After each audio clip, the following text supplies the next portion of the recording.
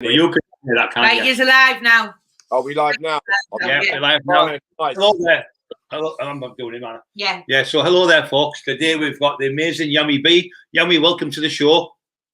Lovely to hear your voice again, Brian, after 29 years. I think it was 91 from a prison phone. Or That's right, yeah. Mobile way back in the day. Everything Yeah. all right? Pleasure. It's a pleasure for you. It's a pleasure. We've gone off here. He's knocked it off again. Hold on, you like, You right? keep, I know, just, yeah. It'll come back on. Yeah.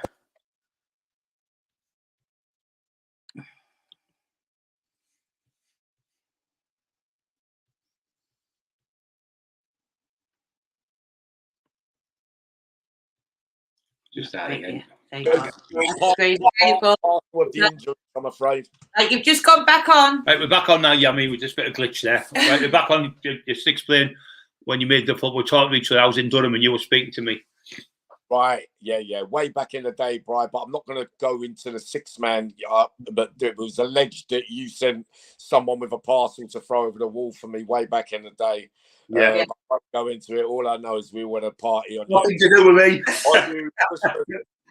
Brian, so we had that one, and that was the last I ever heard from you until recent times, Brian. It's a pleasure to have me on, especially with lovely Emma as well, who also has guys. One of my angels as well, so that's what brought it all together. Yeah, because I'd just like to say, Yammy, how come you come on our show? Because that loads and loads of others, I'll be a bit jealous today because they've asked you to go on and you haven't got on their shows. I'll be honest, Brian, I don't really. In later times since I've been out, not being bad or anything, I get on with almost everybody. I get on. I'm on good terms, apart from maybe two or three who I don't talk to. I got a couple of them down North East who I talk to, say hello to, and you might know them, but I don't talk to them about you, and they don't, don't do all that. But Brian, you know what it is?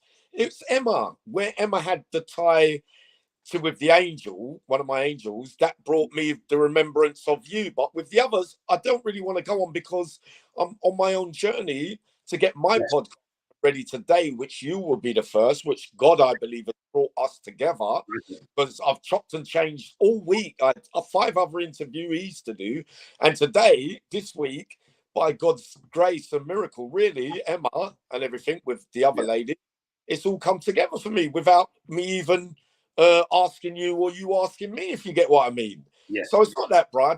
I like a lot of people, but no, I don't. I'm not back shows. You're right. I'm just going to say, can you tell the folks what the comparisons we've got? Fucking hell, where's the list? Spooky, isn't it? Spooky. Get the A4 piece of paper.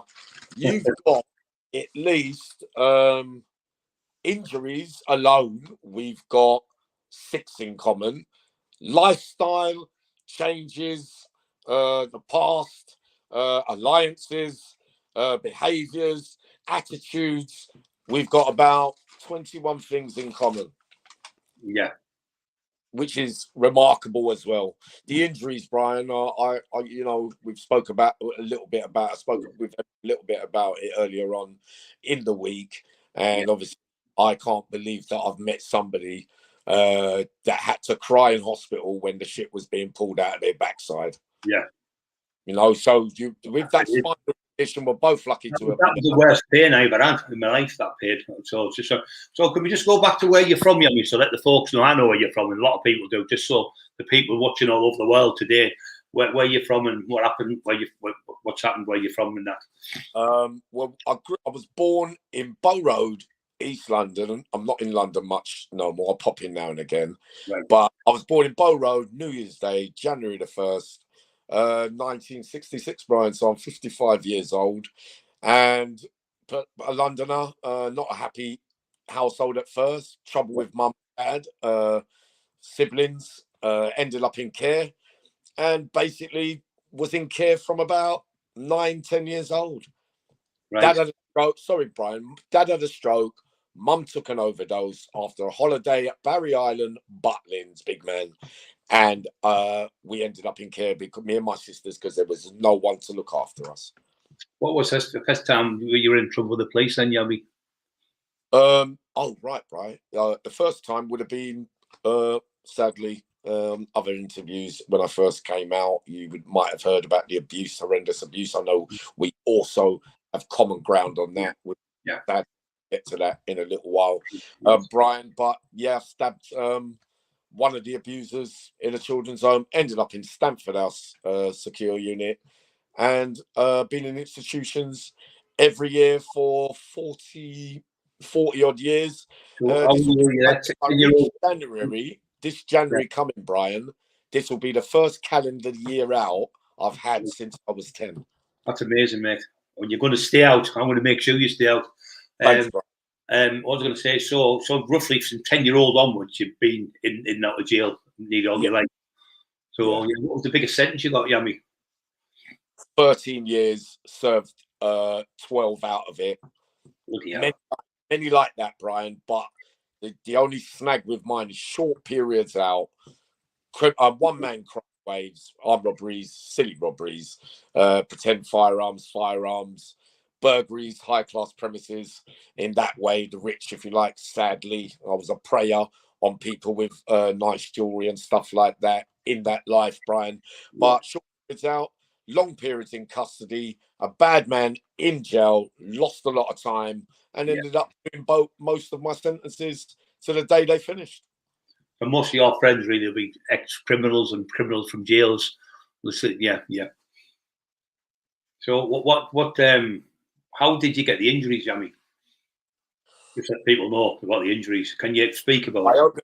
I hope they're not all going to laugh at me, but having dodged all the bullets, lived off the glorified in that name, Jammy Yammy. Like, I suppose, not much different from you being the tax man out here, Brian, in that life that you led in the past, big man. And I was the Yammy who ate a lot of people's drugs in there.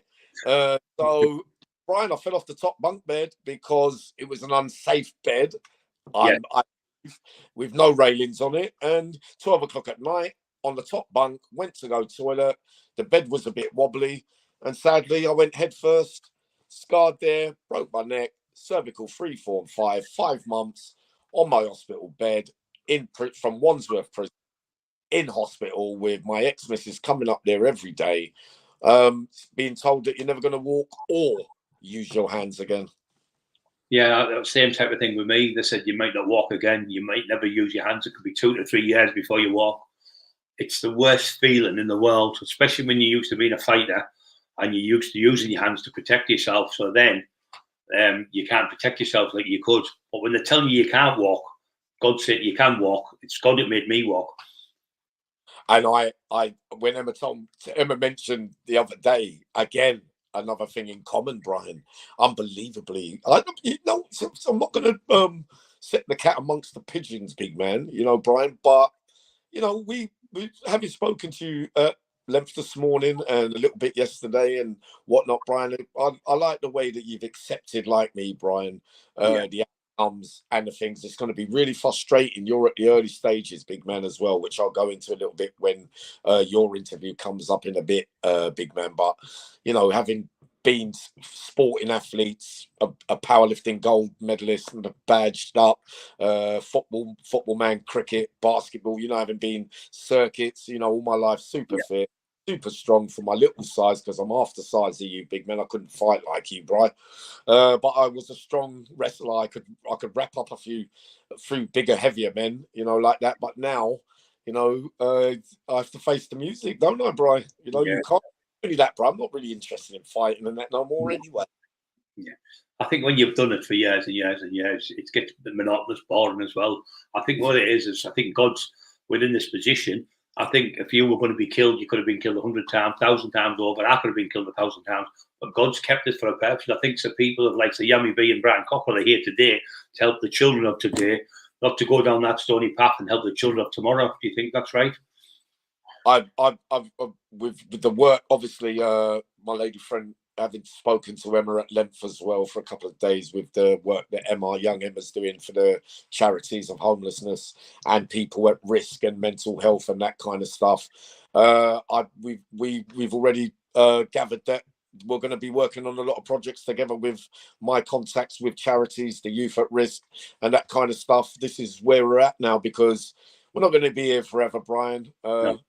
and you accept that as well. To be in later life to make amends more, go to my grave, keep to my oath to the Father in heaven. I ain't committed a crime. I ain't thought of committing a crime since I've been out. We've had the demons come and gone with drugs, ongoing issues there, getting better and better and better, but far from one. Brian, I'm pleased to be giving back, and you know, I'll turn the other cheek now when I'm getting slagged off and trolled. People threaten me. It doesn't really, you know, I'll still get angry, but more frustration with my injuries and the condition, and coming to reality, Brian, that I ain't going to be able to do the things that I once did. Yeah, I mean, I think the thing is, you've hit the nail on the head. You can do what you used to do, but you can do different things where you can help people now, where we couldn't do that before. Maybe if we still had our ability, we would be still taxing and still doing stupid things. So maybe God's like used to, you get injuries, you get together, help each other, and I feel like that's what's happened here. Plus, the people that we can help is astronomical. We've saved nearly 50, I think it's 50 people now. So, suicide on our web and our YouTube channel, which is doing really good. I saw 42 of them, Brian. Excellent work. There's many there professing to be working for charities, but they never bring the statistics or facts to show if they've helped, Brian. Which me and you can bring to the table and quite clearly show that we are on a straight path, which is where we remain. I'm not going to get involved with anyone that's involved in skullduggery and who is not true to their word, which is why I agreed to come on with you and the great Emma. We like the path that I'm on, and I've been approached by others who are quite clearly not delivering what they say they're going to deliver, and this is one of the factors why I've come on your show today, Brian. Probably the major factor. Yeah, and it's really sad when you get these injuries. I've trained on the ice since I was 13-year-old. Football team captain of the basketball team, table tennis team. All these things you've done, you can't do. My hands not 100%, and you just can't do them. And you sit in bed and you go, "You're fucking useless, you're this, you're that," and you call yourself because you can't do it. And you're sitting there, and she's saying to me, "Wife's saying, Emma's going, who are you talking?" I'm talking to myself, and she thinks I'm shouting and swearing at her, but I'm swearing at myself, and I'm going to God, when am I going to get better? And you know, it's frustrating. Yeah. Imagine, Brian. I'm glad you just highlighted that, big man, because you know that we respect you highly, especially my lot down in London and Manchester, even down on Stoke-in-Trent. They all respect you very, very deeply, Brian. You might have had phone calls from some of them this week. But, Brian, I'm glad you said that, because all I have said to anyone that's living with me is, please, when I'm swearing, I'm not talking to you, but don't answer me when I'm talking, and just let me fight with myself. Yeah. I have threatened to jump out of windows a lot. I just moved into a new place yesterday, Brian. You'll be pleased to know. But I've been threatening to jump out the window loads of times, Brian. Yeah.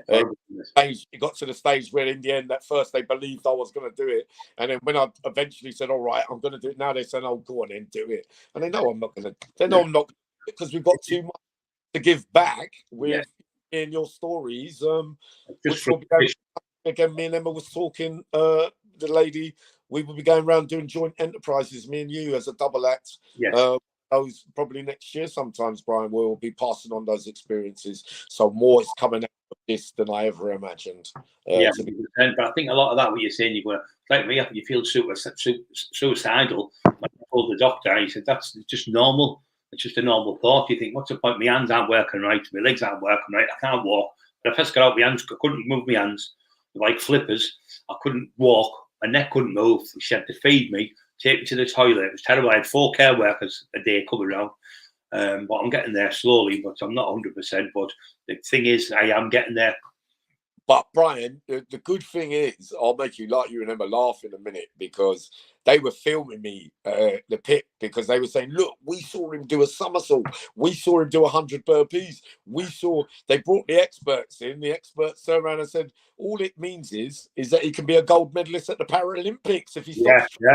He's still going to have to lie down, because the minute you stop stretching and doing things, you're back on your back. Brian. So it is down to you, but with your one, Brian, I will go into it in you're at the early stages of it, big man, but you've done remarkably well, Brian. What I saw from one of those fitness videos from Emma, middle of this week, I was quite shocked. you could be doing such things at this early stage. So that shows that it's not over yet with you. No. Spirit and the way that you've been, and you will know from my story the motivation and desire to never give in. But it is sad, Brian. It's sad. Don't get me wrong. I accept it. The punishment, you know, we're godly, me and you now. So we're not. I accept it, but it doesn't mean that I don't cry some nights, Brian. Yeah, I've been jailed myself, as you know. So you have some, when you're going in there, it's not a nice place to be. It's when you go in, it's like a scary place to go when you first go in. These people will say, it's easy jail. They're just talking shit, and it's just crap. To have your freedom and be able to go to the fridge when you want and go for the drink somewhere, eat the food you want, is a big difference, isn't it? And Brian, you know, thinking earlier as well, big man, you know, the way that I am now, I take the ownership. We take the ownership of ourselves and just of just think of others, because prison, this is what it's done. That life. Remember, you spent a lot of time out, but you've had loads of wars and everything. I've got people that told me about you before I even met you, after I met you, Brian. So I'm pretty aware of some of the things you've been through. So that was another factor, because a lot of your story, you remember, I was all hearing from different parts of the country whilst I was there. Even we'll get round to that other bit anyway. But Brian, prison, because we want to stop them from ending up the way that me and you are now. Yeah, it's not. We're not glorifying what we've done, because we're not good. Injuries, training, lifestyle, drugs, partying, all over the gaff, crime, doing bad things. All the combination of all those things have left me and you as we are today, and we want to deter people and let them see firsthand the damage that life has done. And the truth is, we could have been killed. I mean, that many times, been close to death that many times, and told you're not going to make it, he's not going to come through, and things like that. But for the grace of God, we are here today, and we just keep going on. We just don't want the Take the Knife campaign we were trying to do now, the anti-knife campaign. The kids that are on the streets now, they think it's a big deal. Years ago, you'd have Dr. Martin boots, or you'd have a leather jacket, and you'd look cool.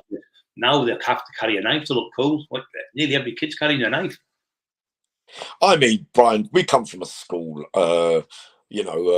we come from a school where, women, we respect kids, we respect other people's space. For whatever me and you have done, take it out on us. Yeah. We're happy with that. You know what I mean, Brian?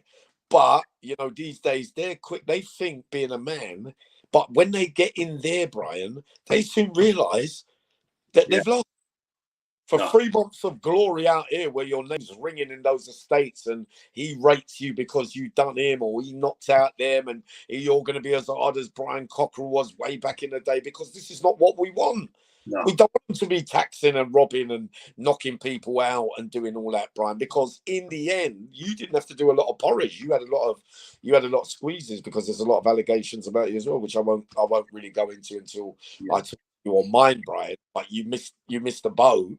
But actually being out here, doing it the way you did it out here and the way that I did it in there, I wouldn't have been able to survive out here the way that you did it out here, Brian. Yeah. Live the charmed life, big man. And at the end of the day, you're facing the music, Brian, but you want to deter anyone from thinking that there's any winners at the end of all this. Because I've got a lot of guilt and shame to lie down at night and think about, and I take away that guilt and shame now by making amends, calling myself a mug, letting people see firsthand, the stupidity of it, the great this, the great that, the great Brian Cockerill, the great Yammy B. We know that it was all a load of shit, Brian.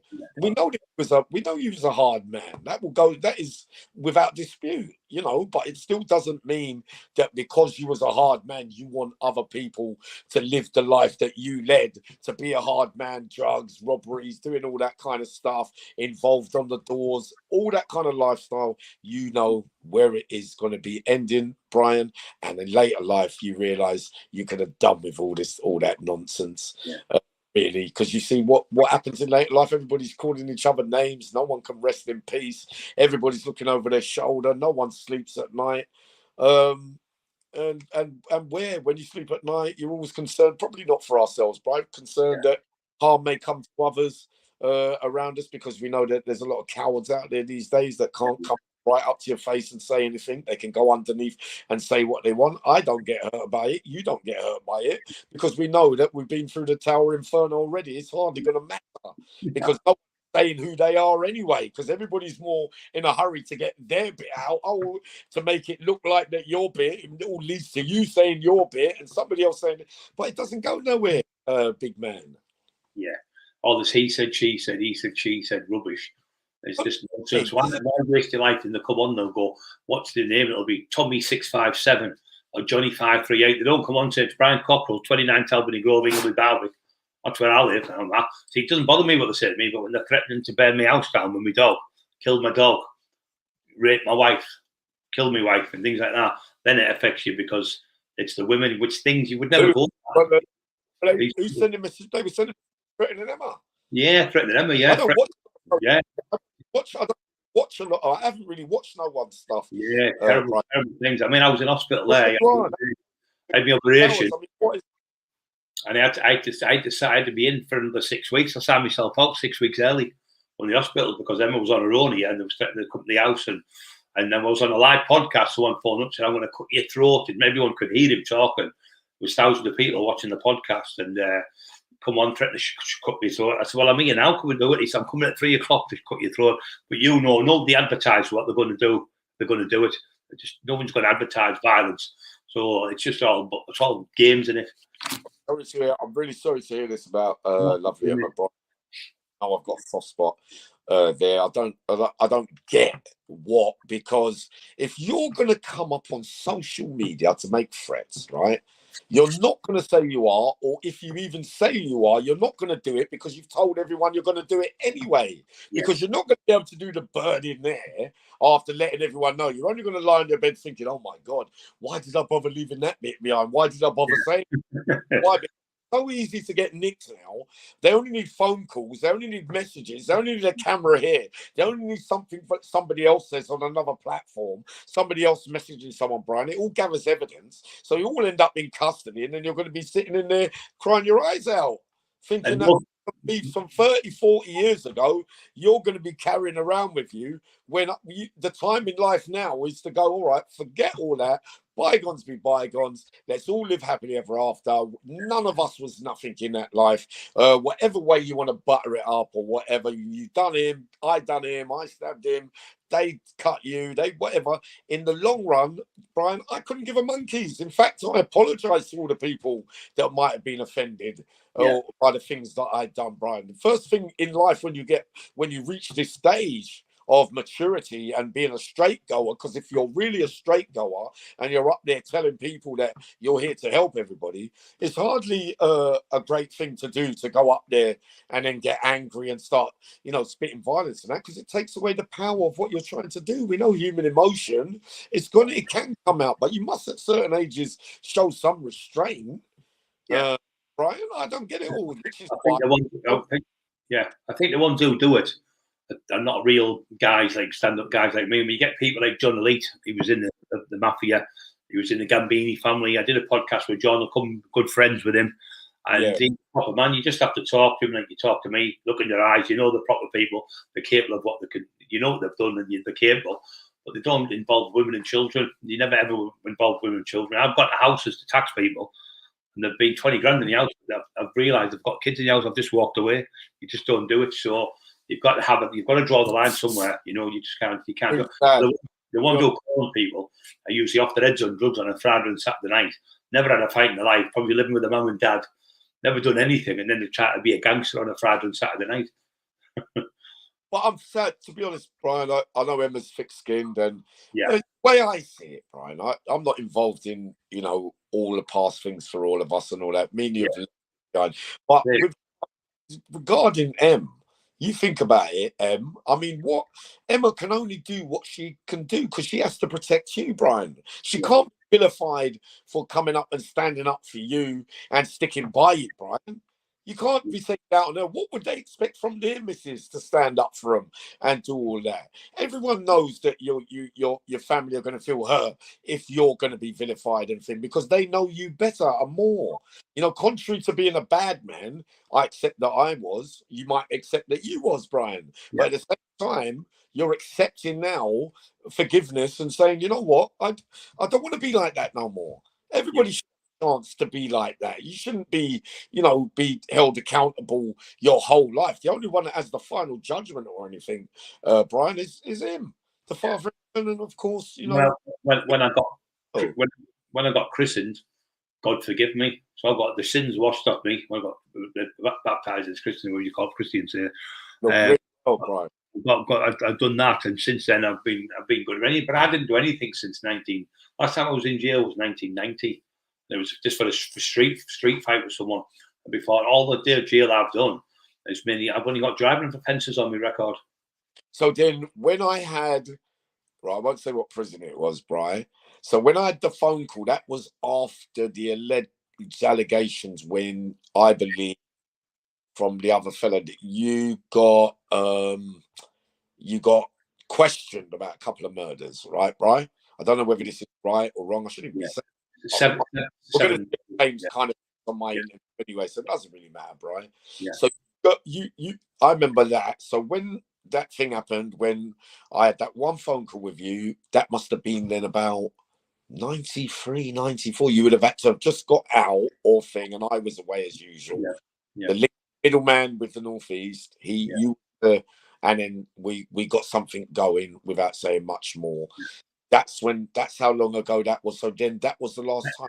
Yeah, it was 1996 when I got out. Yeah, you ain't been involved in crime for. That's a good. Yeah. Good run, Brian. You've done remarkably well, my boy. And the books as well. I was having a look at the Resurrection this morning. Very, very. Yeah, we did that. We also did the Taxman and Teesside. We did I did the Taxman 1, which is a massive book. It's got we did the Taxman 2. We do now. We're doing the training book. We did a training book with Charlie Bronson. It sold more books than any 125,000 books that sold with Charlie Bronson. We did the other training book, what I'm doing now. We've done documentaries. I've done 3 national documentaries. I did 5, but 3's been shown all over the world. The McIntyre one, the Ronald Moore one, Dispatches was with Channel 5. So the massive documentaries, not just these little ones I do in the streets with the camcorders, proper ones, because it takes 3 months to video you. You need 22 hours for 1 hour of a proper one, like for the BBC. And they do the 3 months of video on you, and then they do 3 months of editing, cutting stuff in it. So it takes 6 months to do a proper documentary. Wow. I've got a team who are going to do mine, obviously, and go round the children's homes, the institutions where I was brought up, Brian. Obviously, everybody's been patiently waiting for me. By the way, the big man, John from Manchester, says to say hello to you as well. Yeah, but he's obviously doing his straight stuff now, left that life, done a sentence, the big and he sends his regards to you as well, Brian. But the documentaries and that side, I'm going to be doing a book very soon as well. But I've had to go over all the hurdles this year, Brian. Mum died last year, relationship breakups, working out who's who, who's snaking you, who's this. Then you've got to be careful now. You're on social media. I don't mix with negative people no more, Brian. I don't go to old haunts no more. I'm too scared. Now, this is why I know that I've changed considerably since 20 months ago, because all these things that I had to go through, the demons, drugs, falling down, being picked up, helped by, I've got a great set of followers, Brian. I've got to be honest. I've got a bag of angels that I don't think sometimes I deserve it, but I'll take it after that life, Brian. And all I could do is stick to my word and deliver what I said I was going to deliver. And that's why they believe in me. And that's why they give me the inspiration and motivation to keep going. Because bloody hell, Brian, it gets hard. It gets hard. Like you said, I've been suicidal with these injuries. Some days I can handstands. Other days I can't move. Other days I can open a bag of crisps. Other days I can't, Brian. It's just a strange thing that I can't work it out, that they warned me that mentally I would have more problems than the pain and actually movement and that kind of stuff. Well, the pain, it really gets you down because it's there 24 hours a day, 7 days a week. I'm sat here now throwing my right hand, my neck's killing me on the left hand side where I've had the titanium rods in, and my lower back's really sore me, like my right hip, all day long, 7 days a week, and it gets to you. You're in the bed and you're tapping the bed because the pain's in your hand, so you're trying to get the blood in it. Everyone's going, what's that noise? And you keep there awake, so you make their depressed. So you just it spirals, doesn't it? Where your mind goes, it's hard to stay strong. How about, so for the first time in life, right? Which is another reason why, there's many factors why, obviously, Angel Emma with the link with, obviously, that was because then we remembered. Then you said, Yammy, you don't remember the phone? And then I said, of course, the phone call with the MDNA way back in the day, Brian. So when I remember that, but because this talk with spinal conditions and the severity of yours and mine, I thought I was the only one that understood. And now that you're saying all this, I got people in the room here. A couple of the big people are here saying hello to you as well, Brian. Yeah. Brixton and, you know, from other places. But Brian, you know, that it is mentally demoralizing, Brian. Yes. It's demoralizing. But when I'm looking around and I'm screaming and I'm going, oh, for effing, the aggression borders.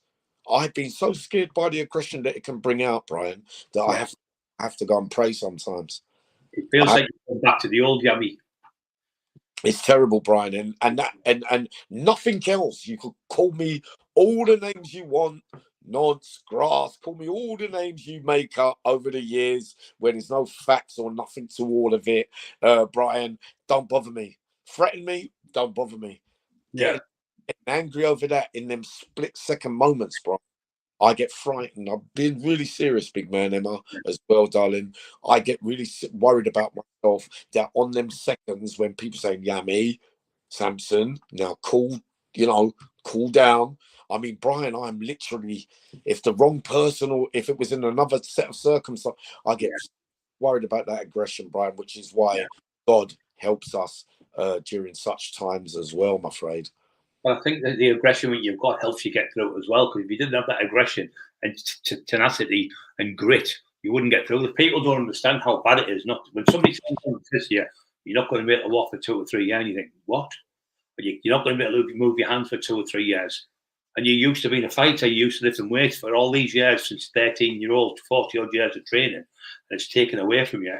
You just devastated, it's demoralising. You're laid in bed thinking, what am I going to do? And yours, another factor with yours mirroring mine, big man, is that when they was telling me in the hospital, if we didn't have that muscle mass in all the right places, holding up the weak bits, Brian, you'd be in serious trouble. All them years of training, in fact, could well have saved us. Yes, I think so. I think so too, and plus the spirit, Brian, because I saw something the other day, right, big man, and drugs. Now, you also mirror the facts that I believe, I might be wrong, man. I'm not going to say what you are and what you ain't, but I'll tell you this, how it works. When you said something the other day, you drive yourself into the ground, tear yourself apart. It shows me, because I do a lot of human behavior stuff and psychology stuff, Brian, and it shows me that what I think of myself and what you think of yourself. So you drive yourself into the ground, but you're so used to getting up from life and death situations and doing some of it to yourself in the past that it's like water off a duck's back. Yeah. Brian, that's where the motivation and desire, that's why we are up, Brian. I'm telling you, is why we are up. We don't notice. When I was lying there dead, it never entered my mind that I wasn't going to get back up. I was sitting there reading the Bible with all the screws around me, hoisting me out of bed like that, Brian, put me in a chair. They had to turn the pages for me. I was crying at Psalm 29 or 31 or something like that. And they looked at me, they said, oh, Yammy, Uncle Yammy, you crying because you know that you'll never be able to feed yourself, you'll never be able to walk again. I said, no. I said, I'm crying because God just told me that I'm getting back up. Yeah. And they all looked like they were going to faint. Yeah, well, I had the same type of thing in hospital when they said I couldn't walk. God was saying, you can walk. And he was going, no, you can't. The doctor saying, you can't walk.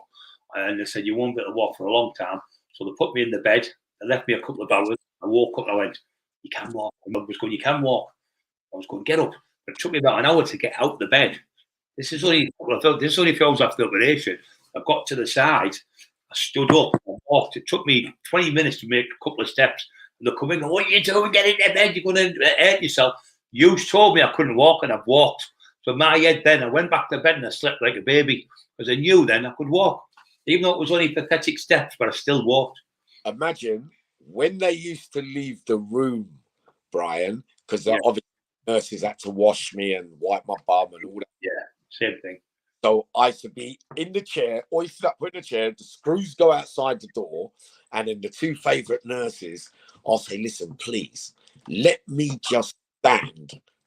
And if no, Samson, just in case we don't want to be, I said, please. And if I'll do one step, and then because I couldn't use my hands, I'd fall on the bed. And they go, Yeah. But every day I got 1, 2, fell.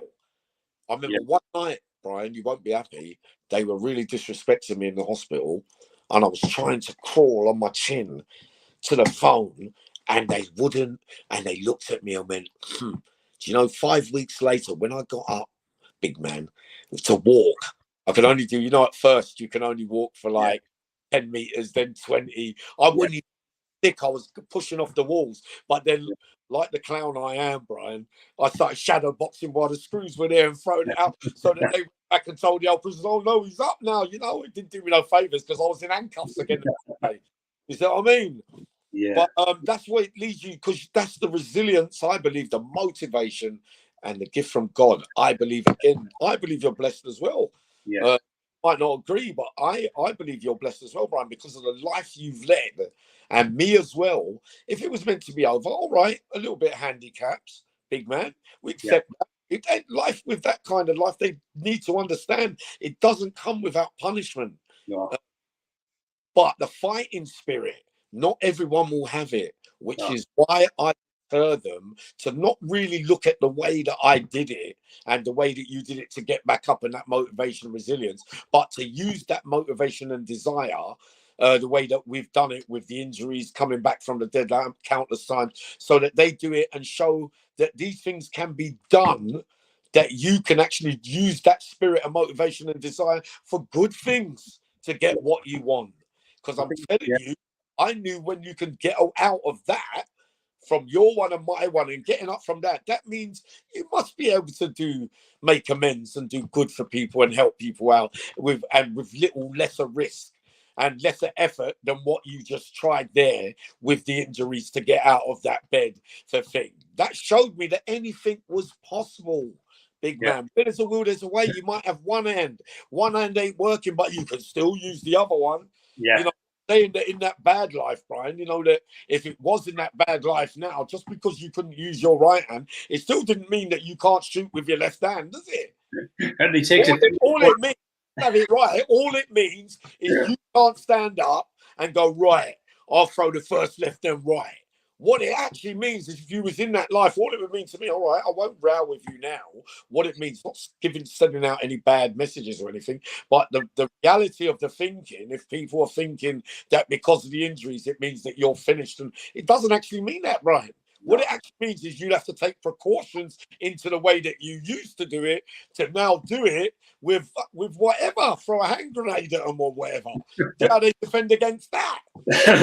Do that, Brian. We don't promote that kind of stuff. But it's silly if people think that just because you're down, that's the time to come and get you now. Come on. Anyway, in a cat, you're not interested. I'm not interested. I don't care. Come and kill me any days. As long as they don't trouble no one near me, I don't care. You know what I mean? I'll take it, Brian. I think it's like these war heroes that get their legs blown off, and we should be ashamed of ourselves because they've had 2 legs blown off, an arm blown off, an eye gone. Yeah. Climb Mount Everest. For the right, Mount Everest with plastic legs. Yeah, for the right. Yeah. So they've had us a lot worse than these people in Afghanistan have been blown up and soldiers, and you're feeling sorry for yourself. You just have to look at these, what the guys have gone through, and they're running marathons. I've got a man I'm going to interview very shortly. He's been on Lee Mayo's show, Brian. Gary Taz from Scotland, who suffered really horrendous injuries, a real soldier. he's come out with PTSD and all that kind of stuff, and represented his country and done it in the right way, different, risk in another way, but for the Queen or whatever, different to doing it in a bad way of life, just for the desires of money, drugs, women, and lifestyle, and what it looks like with a chain and the car and the, you know, I'm somebody, because it's all absolute nonsense. I respect those war heroes. I do, to be honest. I do. Yeah. Well, I've had Gary on that done a podcast with Gary. Yeah. He's from there. Yeah, he's from Dundee. Yeah. I was in the Army Cadets, and I went to Dundee, and he remembers the Army base where I trained as a cadet when I was. I didn't know you knew him. Yeah, I knew Gary very, very. Taz, they call him, his nickname Taz. We're on the phone for hours sometimes, telling funny stories. He's really nice guy. Yeah, he is good. Nice. I might be going to stay with him for a couple of days. Yeah, he was coming down here to stay with us as well. So he's Brian, love it. Let them come to your house, and you'll see what. And I'll be coming to their house. No, he said, he's an absolute hero. Yeah. I've got to agree, and he was up. Funny enough, he was up YouTube when I put that video up the other day. Big man, he come underneath. He says, "Yes, Yammy." I didn't realise you knew him. Yeah, he's a good guy. Yeah, he's one of the good guys. But we've got all people like that. But loads of people come forward. I'll go and sort him out for you. I said, "No, I'm a Christian now. That life's gone. I've got no animosity. I've got no hatred. I've got no evil." Years ago was stony. Now it's fleshy. The light shining from me, from Jesus. It's helped me help people on the streets. I don't want to go back to jail and go to jail. And all them people I'm going to let down, my family, the people who help with mental health, the people who we saving from with the church, the people we help on the streets. The addicts we've got in the rehabs. Hey, Brian, in exchange then, I have never, ever been out longer than 5 months. Never done a calendar year out. All my are crime waves, crime sprees. One man, Terminator with a big chest, not even eating, jumping over count, ruining people's lives. 20 months. I don't know whether the injury knocked some sense into me, because since I've been out, demons aside, when I want to punish myself, even more what I've been punished already for some reason, Brian, I have not thought about crime one single second. I haven't thought. I think to myself, Samson, how did you do that? Yeah. And I don't know. But I know that the Father and Son, because when there's negativity, bad vibes, people preying on really things to keep your energy sick, to really bring that, I get ill. So I've had to start legging it from people. Because I don't want to be around it, because I feel like they're asking me to do something that I don't want to do. Yes. Big man. So the only way, I'm not saying getting pre-mortem, preparing for my death, big man, but I am appreciative and grateful, even though a lot of people say I've been hard done by for those 40 odd years. I don't really look at it like that, because apart from the beginning, I accept I knew wrong from right, and I believed in a lifestyle and a game of that crime, running and thing. I believed in it more than the Father in heaven and the Son and normal human beings' welfare. So we've got to accept it. But the Holy Spirit's in you now. That's what's happened. You've had an encounter with God, and that encounter with God's kept with you, and that's what's got you back off your feet. You're doing amazing things, and that's what God's done. So He's come in your heart now. That's what's happening. He's shown you the way. Us put together. It's not a coincidence. It's definitely God's change. Because the phone call in the 90s, and then Emma being attached to one of those, and then it went from, look at that. And all week I've been screaming because I can't work out the Zoom, Brian. and then Emma turns up out of the blue, knocks on the front door, comes down, and says, no, Samson, link together.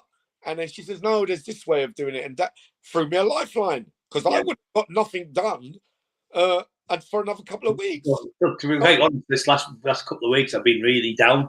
Talking to you would give me a boost the last 3 or 4 days. And I've done the same with you today, giving you that boost, because we're talking about things where you're a bit embarrassed to talk to other people. But it's positive with the... I got that. You know what? I know you know him as well, the football man, Steve. Like, when I first come out, Steve that. I don't know whether it's a Geordie thing with me and the North. I don't even know, Brian. I really can't put my finger on it. But Yeah. Steve was another one out of all the ones. We had that the buff bath, you know, because things in common, not as much as obviously me and you, but I'm really privileged, Brian, to have got to see you both on the outside. You and him, especially after hearing all the stories. From now, I know what's fact and fiction. How do you feel as well? One of the questions I'm going to ask you in a little bit as well, big man, is, you know, when they're saying that you committed this and committed that, especially around lives lost, and you know for definite that it wasn't you, because a couple of them you was in jail, but you know, get pulled with things, and they're thinking, was it? Oh yeah, it was. I saw him there. He knew him, and then people, the way they spread stuff, is unbelievable. Well, they've had me in for 7 murders before last time I went to jail. 7 different murders, but they came twice since I've been ill and tried to have me for the murder squad. Historic crimes from 25 years ago came to my house and said, "Did you do such and such and such and such?" I went, "What are you going on about?" And well, I heard about it too. This was 2 weeks ago they come, and they came 9 months ago to my house.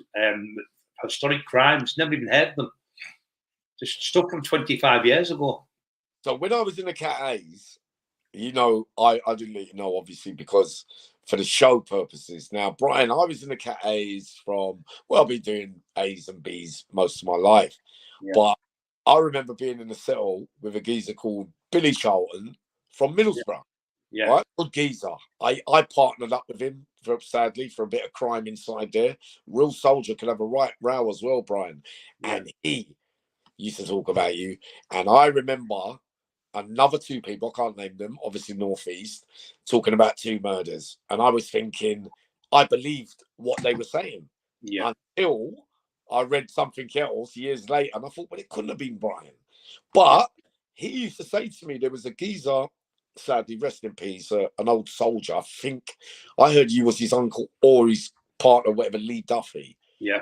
Now, they used to say in jail, Brian, Yammy, you and Lee will be a good team. Wait till you team. This is what Billy, and they used to all say that to me.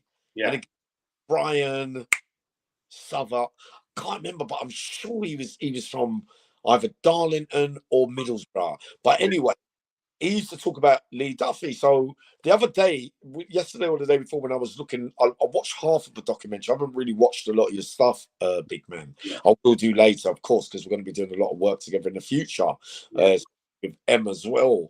But I see that you and him used to have little things outside. Yeah. So I'm hearing things now that I'd never heard of before. Yeah, we teamed up. We had a bit of a fight at Red Card, and we teamed up. We took over the whole of the team side, and we were just like 2 Terminators walking about. But we never had to hit anyone. We just, to knock on the door, and they used to give us the money and the drugs. So we were just the best 2 fighters in the area teamed up together. It was a massive force. It was just, you know, no one could handle him. No one could handle me. So together it was probably the best tag team it's ever been. Brian, I heard he died, rest in peace, sadly. He died pretty young, but over the years in jail, I've been his name used to ring so much. Yeah. As far as I'm concerned, without having ever met him, but I think I met somebody as well that knew him as well as you did, Brian. But he was a real handful. Yeah. Real on the out. So, but like I say, with that life, big man, it only takes 1 stab, and it's all you need. Especially now with the young ones, you need somebody frightened, somebody that's had enough of had their things taken off them. Yeah, somebody, just because me and you through the kitchen sinking to self-destruct with ounces of coke and, you know, half getting paranoid, staring at the door with the gun, with the handle moving and all that caper that comes with the game. I believe it takes just one moment. I know there's 2 men that were like me, like you, like Lee, that only took, and the persons that have been convicted of the murder, people look and think, ooh, him, and think people have enough of it. Big man. It only takes. You don't have to be brave. You don't have to be brave to kill someone. You could be scared and kill someone. Yeah. It only takes a minute. So all those wannabe robbers and want to step on people's toes in the criminal game, which, sadly I did and probably you did, Brian. There's got to be, not everybody gets out of it with their lives. No. I know the thing is, someone would say, oh, Emmy's only 5'2", but it only takes a finger to pull a trigger. I'm telling you. Yeah. Right. And I've had them ones where a man, take it, and then, pretend to give you it, and somebody dies. Because he's planning to get you when you think you've won. So he's thinking, oh, I'll pretend that I'm vulnerable. Yeah. But I'll get you. You see what I mean? And you'll be so confident, especially the way that I used to patrol and go in people's cells and go and have rows and that kind of stuff, Brian. You can come seriously unstuck. Yeah. Yeah. You get people who've got money and just know the right person, or you got people who are just people pretend to be your friend. Yeah. They're the ones who'll get you sorted out. It's never the ones who say they're going to do it, never do it. When I got nearly killed on a few occasions, I never heard ever about it. So you don't hear when you get done in. You don't hear what's going to happen, because if you hear, when you had to run, when you had to, your face had to go red, where you knew that you had to scrape out. I've had things where I've barely just got away, but I got the goods. But I didn't win. I just put smart, conniving, deceitful move to get it. Take a couple of cuts away. The whole yard rushed me once in the old days in Swell. So I'm in Preston, and then I got stabbed up when they come for somebody else. I got a couple here, Brian, there. And I had the hot fat thrown over me, and it missed, and it's somebody else with the IR. All the stories from way back in the day. Yeah. I count myself lucky to be here to tell the tale. And nothing but positivity. Nothing but genuine concern with the state of affairs on our streets, Brian. But hey,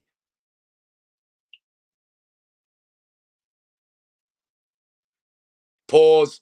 Yeah. Oh, look at that, Brian. Yeah, good. Okay.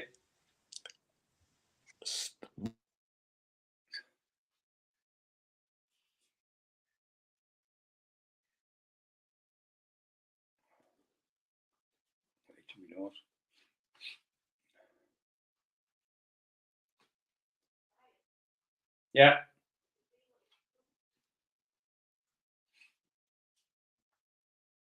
Just itch your nose, that's all though.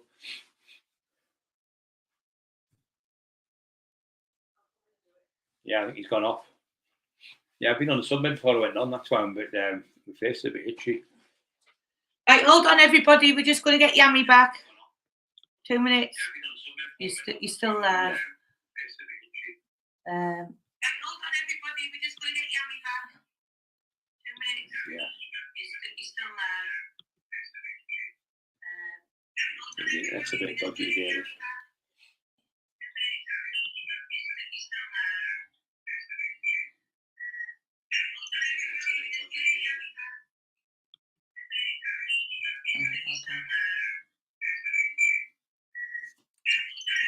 I'll go phone him and see. After that, I'll just add him to it. You just keep talking to people. Yeah, guys, it's amazing. Thanks for all the lovely comments. Thanks for all the comments. I haven't seen them yet, but Emma's got them on there now. They've come up. Yeah, it's great to speak to Yammy. Someone's gone through it. And just all them people out there, just, Christmas is coming. Don't feel, if you're feeling suicidal, contact us, Samaritans. Go to your doctor, talk to a family member, come on our channel. Our channel's free for everyone. Subscribe, it's free, and if you subscribe, it tells you when we go live. We go on a Monday, we have the interview to talk about different things, talk about television programs, we'll talk about community, we talk about anti-knife campaign, and we just talk about things that can help the community. We're here to help people. We don't want to hurt people. We just want to help people in our life now. My twilight years are the best years I've got now. And I'm just saying to people, so sorry about the everyone's saying how truthful. Yeah, you've got to tell the truth, and if you tell the truth, it sets you free. And plus, if you tell the truth, you're helping the children of today and tomorrow, because the kids look up to us as heroes, which they shouldn't really do, because what we did in the past was wrong, like Yammy said. But that's the environment you were in them, and you thought that was the right thing. you thought it was the right thing to do then because you thought. Just have you had that link? No, we had the link. Yeah, so. Okay, thank you. Thanks. He's coming back on, Yammy. Yeah, just saying that when you're in that environment with people, things you get drugged into people's arguments and fights. You're out with a gang of people, they'll have a fight, and you're the best fighter. You jump in, and you get yourself locked up through other people's mistakes, and you go to jail, and they're all out, and they don't even come to see you, and you're in jail. So you've got to remember that as well. And like when you sell drugs, you start taking drugs, you start being paranoid on them, and you start blowing all your money in. It's not a good thing to do. The best thing to do is educate yourself, be positive, get yourself in the gym, do a bit of sport, and keep yourself motivated. There he is. Here's the amazing Yammy back on. Oh, thank God. Brian, you know what, big man? Some people I put quite clearly on the app, no phone calls tonight. Yeah. I've got a 10-hour interview with me and the big man from the northeast. Yeah. And they're still ringing. Yeah. Well, what you better probably doing it this time, do it on the phone. What they haven't got your number on, you know what I mean? Maybe Michelle's or something. Oh, there's an echo. There's a little bit of an echo, Angel M. Mine's okay this side. Well, you've got an echo. So am I still on the phone 2 seconds? Yeah, she's got the echo on. Yeah. Right. Now, I think. Yeah. Yeah, brilliant. Is that better, Brian? Yeah, that's good. I can hear you clear. I've just been going on talking while you were off there to keep the show going. Yeah, sorry about that, folks. Just explain to people that what we did in the past, sometimes you get dragged into fights, you go out with a gang of people for a drink, 2 or 3 people, they'll cause a fight, and you end up finishing the fight, and you end up going to jail for other people's mistakes. You jumping in, helping people, and because you're the best, I'll sort this out, and you jump forward, and you jump forward, and all the other people behind you get let off, and they go, well, who was there? Well, there was Brian Cockerill, who else?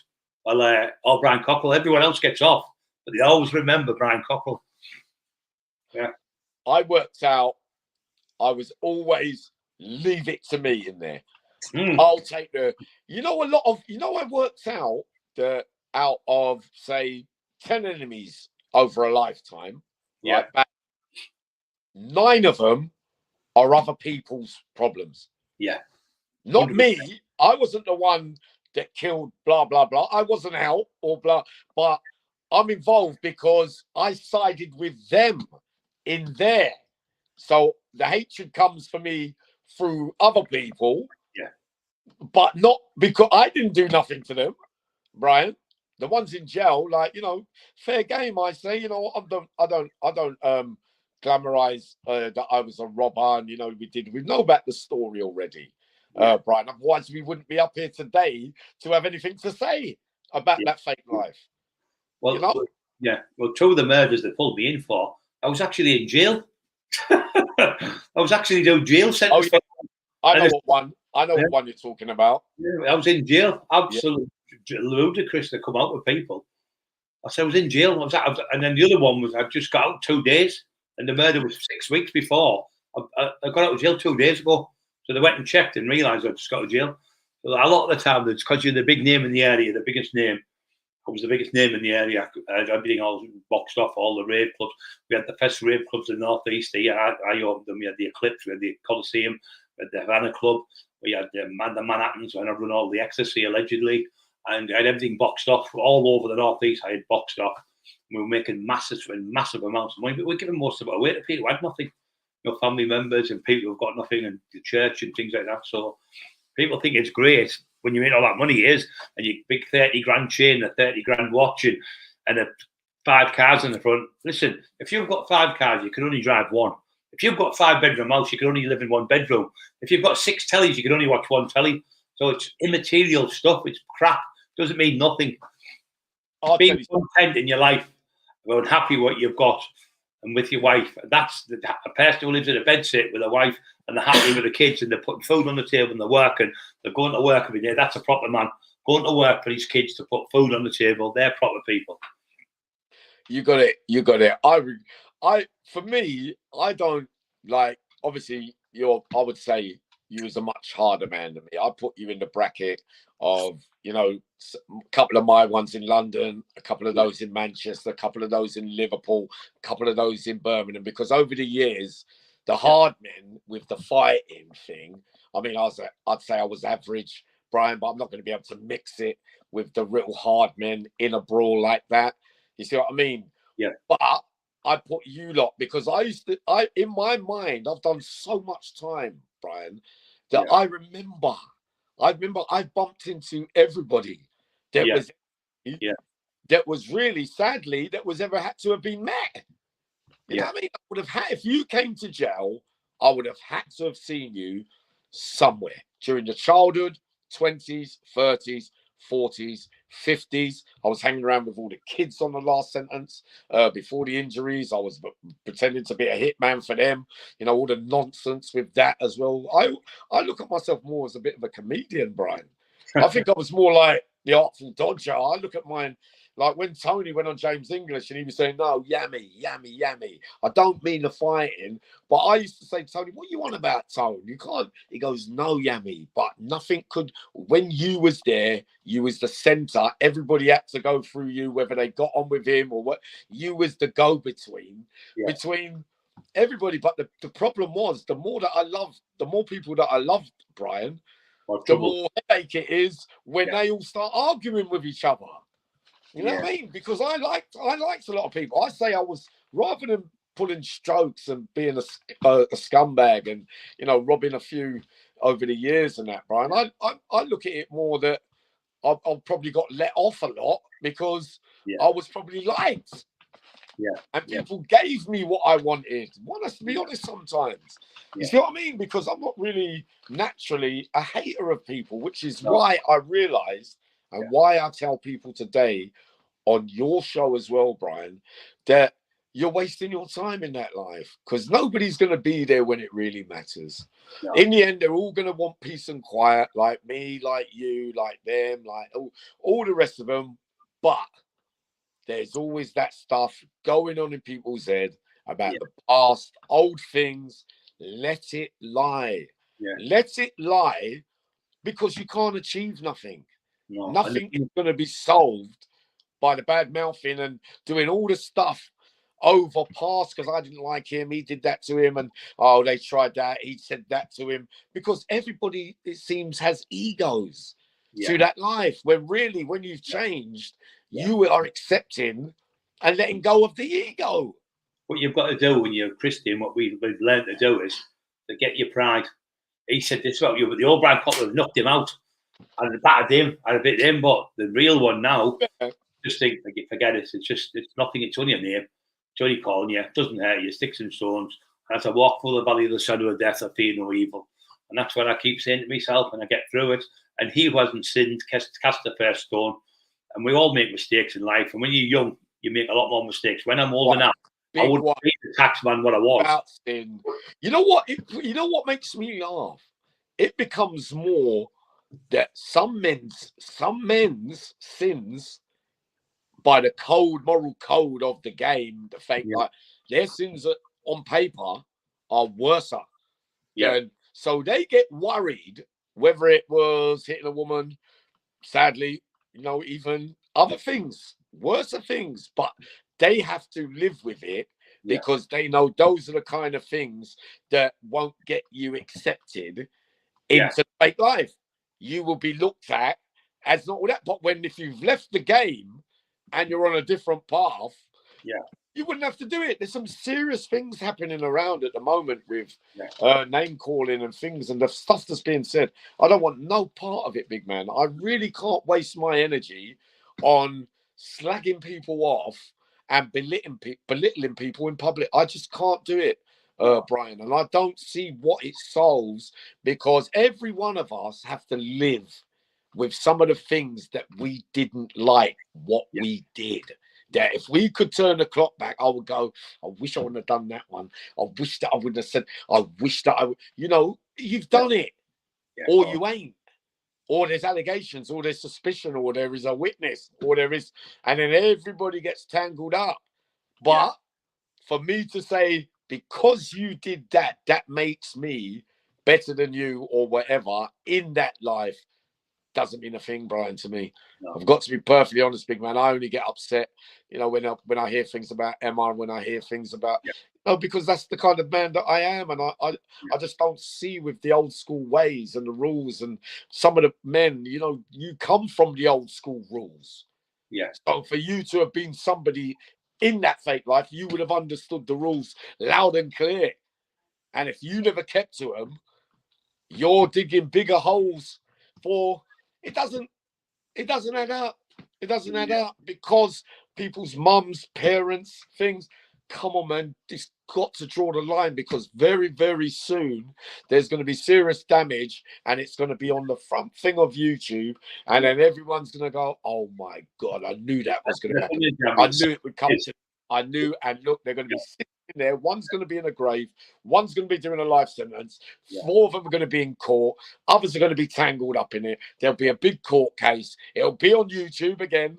But the only difference is you will be the ones being found guilty in a court of law or being shamed in front of the world, not on YouTube, but by God for your actions in a Crown Court, which you have to pay and forfeit your liberty, which makes your situation even worse than it is. The thing is, no, some of these young kids these days, some of these people are crazy. So these people that are calling people these days, they think they're getting good and they're getting away with it. When these young lads find out where they live and who they are, so they're going to be gone. You can see some of these podcasts who are calling people saying things, and you can see he's going to get done in it. You can see it happening to them, and they can see it themselves, but they won't shut their mouths. And then people go, well, he's everybody got. Well, let me tell you something, big man. I have been there when the gangs, one man fires a gun, 5 people get convicted. They don't talk to him no more. But that old rule, big man, Brian, where you say, all right, let me go and get Yammy. Yammy will stab him or kill him. But when you call me to come and do it as the loose cannon, it all goes wrong. He dies, and then we all end up. You're going to say, "Oh, that bloody Yammy, man! Why did I bring?" But you knew when you called me that I was the nutter, that I was the lunatic, that I would do it for you to make, because I wanted a sense of belonging, because I wanted you all to praise me, that because it was more important what you thought of me than what God thought of me. You know, all those things in later life. And having seen those gangs, Brian, I saw it in my own eyes. They are crying every day because they wish for 6 months worth of glory from this manor, from that estate, from all the things. You're not playing a part in it no more.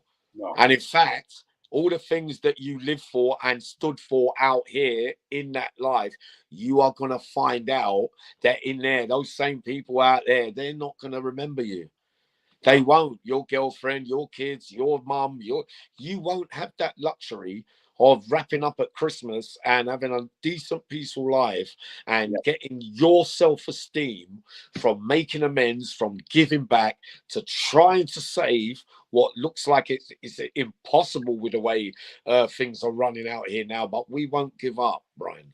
The best thing to do is never give up with solutions, help, and bringing new stuff to the table, stuff that hasn't been brought by the government before, not gang leaders, not getting people to go to, much more psychological development from young to tune them in from the vital age of when they get to secondary school, when all the peer pressure starts, when the one-parent families and mums on drugs and dad wasn't there, and you come home and you're scraping and you can't eat good food, so you have to join and, you get your praises, but the pecking order is horrendous. So if they got ideas that they were somebody out here, when you go to the Cat A's in there, you will find out that you're a very small fish in a big pond, because you have to stand on your own in there. All right, there's gang culture in there now, but you still get moved around. You still gonna find you're gonna have to do it on your own, and many find it difficult without gangs and with a bit of motivation and peer pressure to fight those battles that continue from the out. Inside there, you can't even rest in there, because the damage you've done outside with people and loss of life, families, friends, loved ones, would always, not all of them, but they will try and make your life difficult in there. to the best that they can, because when people lose people, Brian, it's very, very hard for people to forgive and let, you know, it's very, very difficult. One has to be honest. Yeah, you're right. And the thing is, when you go to jail, you're on your own. Especially when they done me, they kept moving to different jails, Liverpool, Leeds, up to the Durham, different jails. So you get associated with that load of people in there. So you're right. Then you've got to go to another jail, and you've got to establish yourself in the next jail because you're the top fighter. You've got to fight someone in Liverpool jail, and you've got to fight someone in the Leeds jail because you have to, because they have a go at you because of your reputation.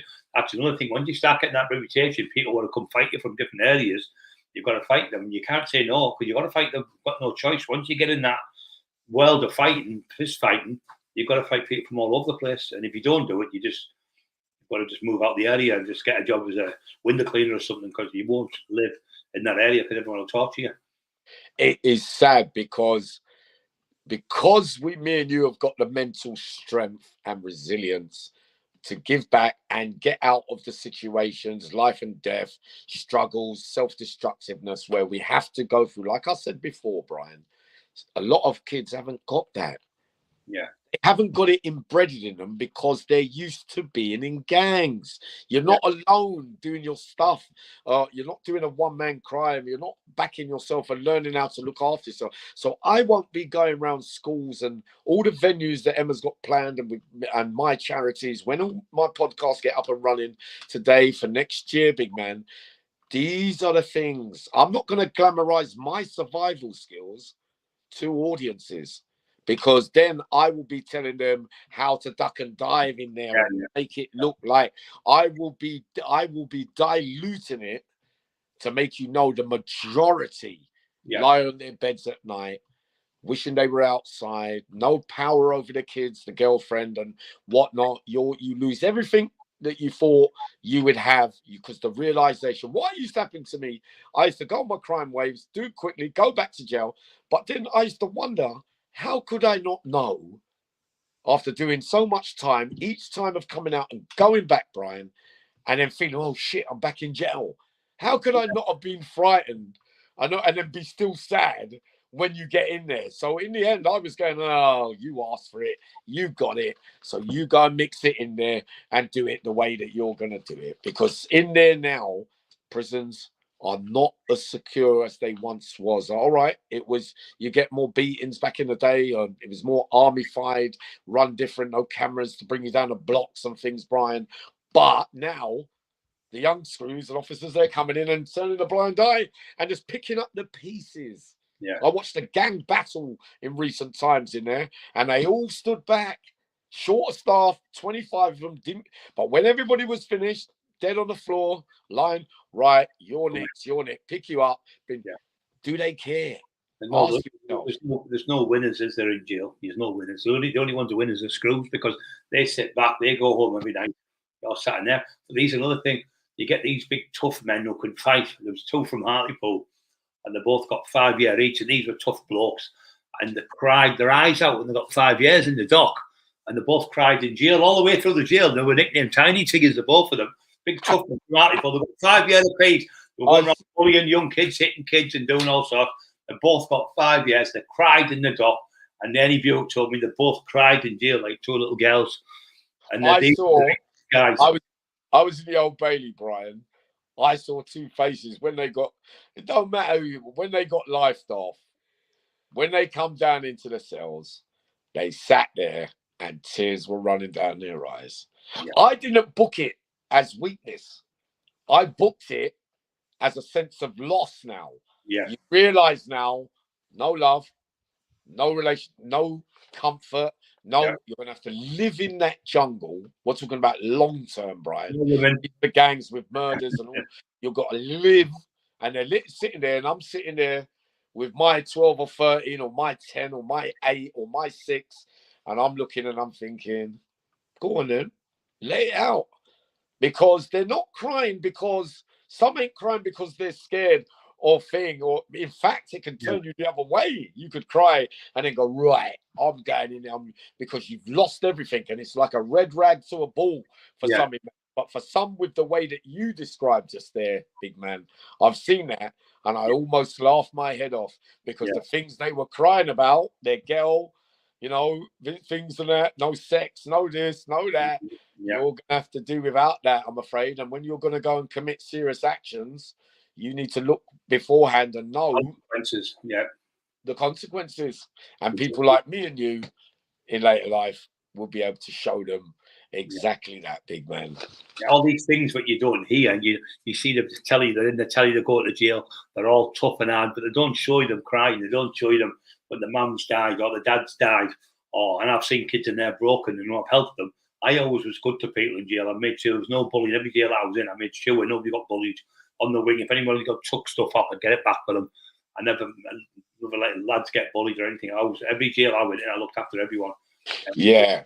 But I got bullied as a kid, you see, so we'll touch on that when you do the one with me. But I think we'll leave it there, Yammy, because we've done Wait, Brian, can I just do a special mention? Yes, of course you can. You love me to bits. Hello. my uncle, he loves you. Yeah. Combo Shot Health, my uncle, Big John from Manchester, and coming really soon, a tasty world champion on the rise. Mason Carter, PJ Maguire, the best cutsman in the business, Fielding, and his dad, what was his first? A.L. Carter, his father anyway. Look out for him. They're buying the supplements and they are building up. He's won 3 or 4 belts already and he is family, Brian. So I'm going on a meet. They're all taking me out for dinner at Christmas. And special love as always. And Tony and Lisa, obviously, Quincy, all the rest of them down in Brixton, all my lot down in West London as well, Brian. And I'll see you again shortly. We're going to add your link to your channel underneath this video, Yammy. Sorry, we're going to add the link to your channel underneath this video, so anybody who wants to subscribe to Yammy's channel. Well, I don't ask. I don't really. You know how I do it, Angel? You do it. Everybody does it a bit different. When they want to come, they'll come. Yeah. Mine's going to be up and running now, Brian. Thanks again for a leg up from Sister Emma. Now, I'm getting ready now to deliver the goods because I've got a plan. I've got a plan of action for all subjects for help. Brilliant. This is what we're going to try and do. The debating, they're coming on the channel. You sit there, they sit there. We'll have mums it. We'll have it all done in the way that we're going to do it. Yes. We'll thrash things out to try and make the communities a better place like you and Emma are trying to do yourselves. That's fantastic. Right, okay, brother. We'll speak to you soon. Been an absolute pleasure, and to the amazing Yammy, God bless you. And I love you, Brian, and I'll see you again very shortly. Absolute pleasure. Big up the whole of the North East. What's his name up there with the thing? I like him, the geezer with the thing as well. I have a little letter with him. He's all right. And Steve Rafe. Who else do I know up there that'll be all the North East up there? I say hello to. Good stuff. And remember to have the big man's back. I'll see you all soon. I love you all. Thank you. Bye-bye. Bye.